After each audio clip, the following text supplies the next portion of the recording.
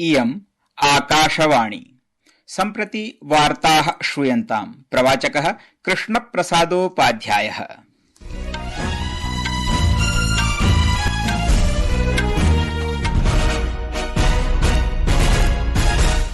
आदौ मुख्यवार्ताः। झारखण्डीय विधानसभा निर्वाचनाय प्रथमचरणात्मिका सन्नद्धता सञ्जातास्ति। श्वः चरणेऽस्मिन् 43 आसनेभ्यः मतदानं भविता। महाराष्ट्र विधानसभायाः नैर्वाचनिक प्रचारोपक्रमः उत्तुङ्गतां भजते। विभिन्नानां राजनीतिकदलानां वरिष्ठाः नेतारः मतदातॄन् समाक्रष्टुं सर्वविधयत्ने रताः सन्ति। भारतेन विश्वबौद्धिक सम्पत् संकेतस्य 24,200 प्रख्यापित प्रतिवेदने पेटेंट, ट्रेडमार्क इत्यादि 3 क्षेत्रेषु वैश्विक शीर्षेषु 10 देशेषु स्थानम् अधिगतम्। अद्य आराष्ट्रं लोकसेवा प्रसारण दिवसः समाचर्यते। दिवसोऽयं स्वातन्त्र्यवर्षे दिल्लीस्थम् आकाशवाणी भवनं प्रति महात्मा गान्धिनः एकवारमेव समागमनस्य स्मृतौ प्रतिवर्षं परिपाल्यते। अपि च राष्ट्रमण्डल क्रीडायाः कांस्य पदक विजेता ट्रीसा जॉली, गायत्री गोपीचन्दः च अद्य महिला युगल स्पर्धायां पराजयानन्तरं कुमामोटो मास्टर्स जापान बैडमिंटन प्रतिस्पर्धायाः बहिः गतवत्यौ।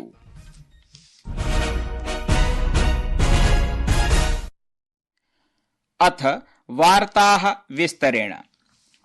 झारखण्डीय विधानसभा निर्वाचनाय प्रथमचरणात्मिका सन्नद्धता सञ्जातास्ति। श्वः चरणेऽस्मिन् 43 आसनेभ्यः मतदानं भविता।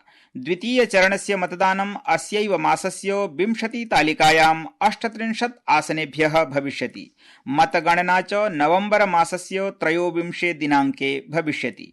झारखण्ड प्रदेशस्य मुख्य निर्वाचनाधिकारिणा श्री के रविकुमारेण प्रोक्तं यत् विधानसभा निर्वाचनस्य घोषणानन्तरं राज्यस्य विभिन्नेभ्यः भागेभ्यः 9,70,100 कोटितोऽधिकरूप्यकमूल्यानाम् अवैधानिक सामग्र्यः धनानि च निगृहीतानि सन्ति। तावन् एनडीए इत्याख्यः राष्ट्रिय लोकतान्त्रिक संघः INDIA इति च दलसमूहः सम्प्रति तत्र स्वकीयं ध्यानं केन्द्रीकुरुतः स्तः, यत्र द्वितीयचरणीय मतदानं सम्भावितमस्ति। धनबादस्य झरिया इत्याख्ये क्षेत्रे भाषमाणेन भाजपेति दलस्य वरिष्ठनेत्रा गृहमन्त्रिणा अमितशाहेन उक्तं यत् जनाः भ्रष्टं हेमंत सोरेन प्रशासनम् उत्पाट्य क्षिपन्तु इति। आपका एक वोट झारखंड का भविष्य तय करने वाला वोट है। आपका एक वोट तय करेगा कि खुद को करोड़पति अरबोपति बनाने वाला जेएमएम चाहिए कि गरीब माताओं को लखपति दीदी बनाने वाली नरेंद्र मोदी की सरकार चाहिए। नरेंद्र मोदी। महाराष्ट्र विधानसभायाः नैर्वाचनिक प्रचारोपक्रमः उत्तुङ्गतां भजते। विभिन्नानां राजनीतिकदलानां वरिष्ठाः नेतारः मतदातॄन् समाक्रष्टुं सर्वविधयत्ने रताः सन्ति। भाजपेति दलस्य वरिष्ठनेता प्रधानमन्त्री च श्री नरेन्द्र मोदी अद्य महाराष्ट्रस्य तीव्रविकासाय महायुति प्रशासनस्य प्रशंसां कृतवान्। चन्द्रपुर जनपदस्य चिमूर इति क्षेत्रे एकां नैर्वाचनिक जनसभां सम्बोधयन् श्री मोदिना भणितं यत् अयं महायुति प्रशासनस्य सत्प्रयासानां परिणामः अस्ति यत् गतद्वाभ्यां वर्षाभ्यां महाराष्ट्र प्रदेशः सर्वाधिकतया प्रत्यक्ष विदेश धन निवेशे सक्षमतमः अभवदिति। श्री मोदिना भाजपेति दलस्य घोषणापत्रस्य प्रशंसां कुर्वता उक्तं यत् AI विश्वविद्यालयः, जलग्रिड इति परियोजनाः, आवासयोजनाः, नलिका जलसम्पर्कजालः आद्यः महत्वाधायिन्यः घोषणाः महाराष्ट्रस्य उज्ज्वलभविष्याय लाभकारिण्यः सन्तीति। संस्कृत वार्तायाः संस्करणमिदम् इदानीम् आकाशवाणीतः प्रसार्यते। सौम्येव कार्यक्रमोऽयम् आकाशवाण्याः अन्तर्जालपटले www.newsonair.gov.in इत्यत्र अथ न्यूज ऑन एआईआर चलदूरभाषीय तन्त्रांशे अपि उपलब्धो भविष्यति। रक्षामन्त्रिणा राजनाथ सिंहेन अद्य युद्धसुरक्षयोः सम्भावितसङ्कटेभ्यः प्रभावपूर्णरीत्या मुक्तये सानुकूलाः रक्षारणनीतयः महत्वाधायिन्यः भविष्यन्तीति रेखाङ्कितम्।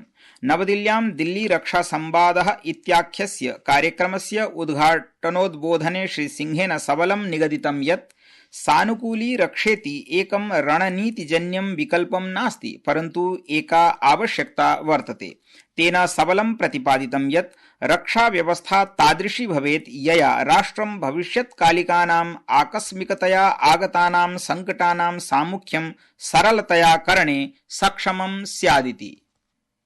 Contemporary wars are not being fought on the battlefields alone. We, in this age of digitization and information overload, are facing an unprecedented scale of psychological warfare. The government of India is determined to employ adaptive defense strategies to counter the menace of information warfare against national security. अद्य आराष्ट्रं लोकसेवा प्रसारण दिवसः समाचर्यते। दिवसोऽयं स्वातन्त्र्यवर्षे दिल्लीस्थम् आकाशवाणी भवनं प्रति महात्मा गान्धिनः एकवारमेव समागमनस्य स्मृतौ प्रतिवर्षं परिपाल्यते।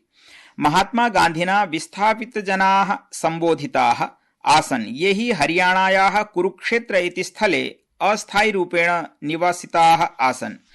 77 दिवसोऽयं दीपावल्याः पवित्रावसरे आसीत्। तस्मिन् श्रीगान्धिवर्यः तैः विस्थापितैः सह साक्षात् मेलने समर्थः नाभवत्, अतः तेन आकाशवाण्याः माध्यमेन जनाः सम्बोधिताः। गान्धिनः सम्बोधनमिदं प्रथमम् अन्तिमं च आसीत्।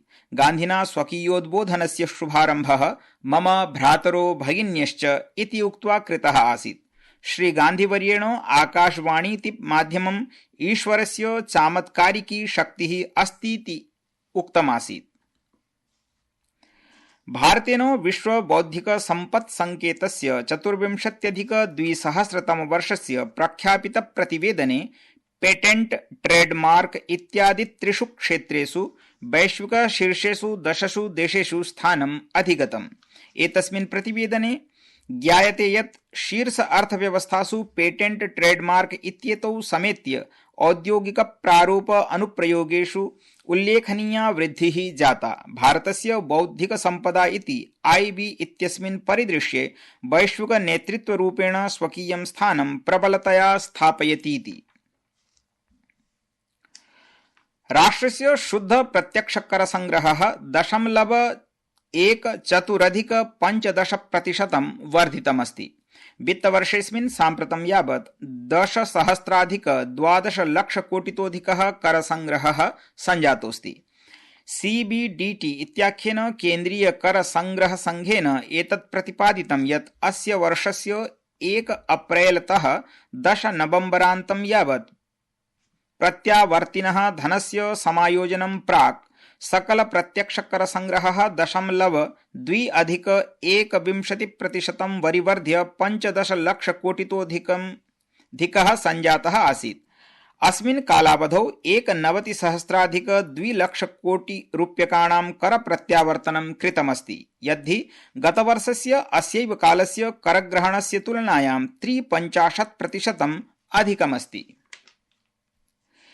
केन्द्रीय प्राकृतिक ईंधन मंत्री हरदीप सिंह पुरी उक्तवान् यत् जैव ईंधन मिश्रणेन भारतम् आयातव्यये 91,000 कोटि रूप्यकाणां सञ्चयं कर्तुं शक्नोति, येन हि कृषिक्षेत्रं लाभान्वितं भविष्यति।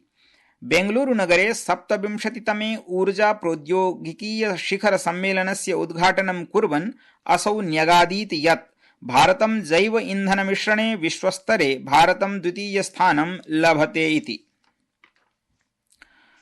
संचार मन्त्रालयः दौरभाषिक संवाद मध्ये विच्छिन्न संपर्कात्मकानि प्रकरणानि निरीक्षन् अस्ति। उपभोक्तॄणां समस्यानां न्यूनीकरणाय मन्त्रालयः प्रतिमासं सेवायाः गुणवत्ता इत्यस्योपरि निरीक्षणात्मकः दृष्टिपातः विदधाति। सूत्रानुसारि मन्त्रालयः वर्षे वारचतुष्टयं परित्यज्य प्रतिमासं गुणवत्तायाः निरीक्षणं करिष्यति। राष्ट्रमण्डल क्रीडायाः कांस्यपदक विजेता ट्रीसा जॉली, गायत्री गोपीचन्दः च अद्य महिला युगल स्पर्धायां